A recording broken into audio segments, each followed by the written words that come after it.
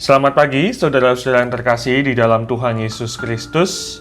Shalom, senang kita bisa berjumpa kembali di dalam Renungan dan Doa Pagi GKJ Kemuliaan Kamis 10 November 2022. Renungan pada pagi hari ini berjudul Menjadi Sempurna. Bacaan Alkitab terambil di dalam Injil Matius pasal 5 ayat 43 sampai dengan yang ke-48.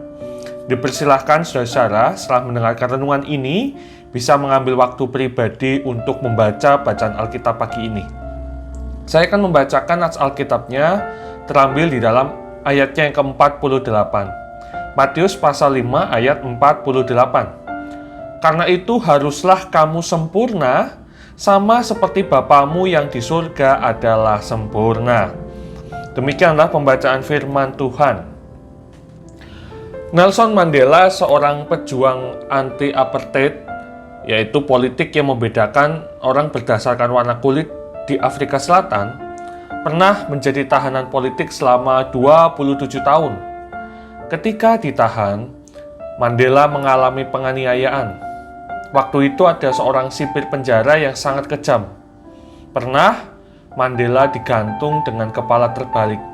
Bahkan mohon maaf, bagi saudara-saudara yang kurang berkenan mendengarnya, ketika Mandela haus pada waktu itu, kepala sipir itu tidak memberinya air minum, tetapi malah mengencinginya.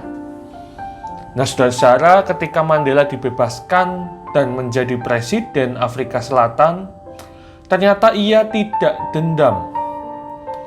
Ia merangkul lawan-lawan politiknya untuk duduk bersama di pemerintahan. Bahkan dia juga mengundang sipir yang kejam itu untuk hadir di upacara penobatannya.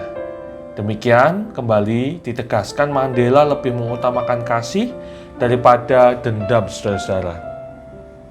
Saudara, Tuhan Yesus mengajarkan kasih Allah yang besar kepada murid-muridnya. Ia menjelaskan bahwa Bapa di surga itu sempurna.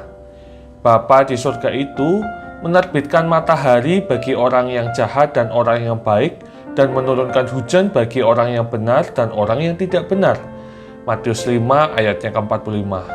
Tuhan Yesus mengajarkan kita sebagai anak Allah untuk hidup sempurna, yaitu tidak hanya mengasihi orang yang mengasihi kita, tetapi juga mengasihi orang yang memusuhi kita. Kita diajak agar menyapa bukan hanya kepada saudara atau orang-orang yang dekat kepada kita, melainkan juga menyapa orang-orang yang tidak dekat, tidak kenal, bahkan yang memusuhi kita. Saudara-saudara, kasih yang Tuhan Yesus ajarkan ini yang sepatutnya dilakukan oleh kita semua sebagai orang Kristen. Mungkin kita berpikir, kita kan bukan Mandela, tidak mungkin bisa tahan jika diperlakukan demikian. Ingat, standar kita bukan Mandela atau tokoh-tokoh dunia yang lain, tetapi Tuhan Yesus sendiri. Sebagaimana yang tadi kita baca di ayat yang 48, karena itu haruslah kamu sempurna, sama seperti Bapamu yang di surga adalah sempurna. Saudara-saudara, jika kita hanya mau mengasihi orang-orang tertentu, misalnya kepada orang-orang yang mengasihi kita, yang berbuat baik kepada kita, maka tidak mungkin kita dapat berfungsi sebagai garam dan terang dunia.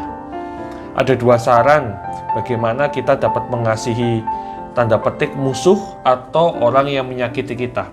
Yang pertama, kita fokus pada misi kita, bukan pada kenyamanan kita. Misi kita adalah melayani Tuhan. Walau orang lain menyakiti kita, tetapi kita tetap teguh karena misi kita adalah melayani Tuhan. Ingat, Tuhan Yesus pun tidak melawan orang-orang yang menyakitinya waktu disalib.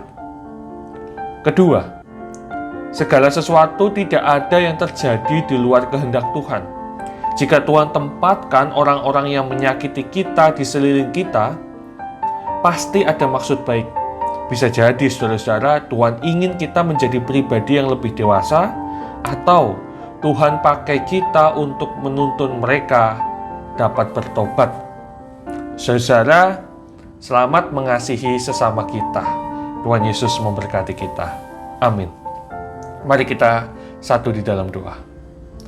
Bapa di dalam surga, ajar kami untuk dapat mengasihi dan mengampuni sesama kami, sebagaimana Bapa terlebih dahulu mengasihi dan mengampuni kami. Kiranya kami dilayakan dan disempurnakan, sama seperti Bapa di surga adalah sempurna. Terima kasih ya Bapa, di dalam nama Tuhan Yesus Kristus kami berdoa dan mengucap syukur. Amin.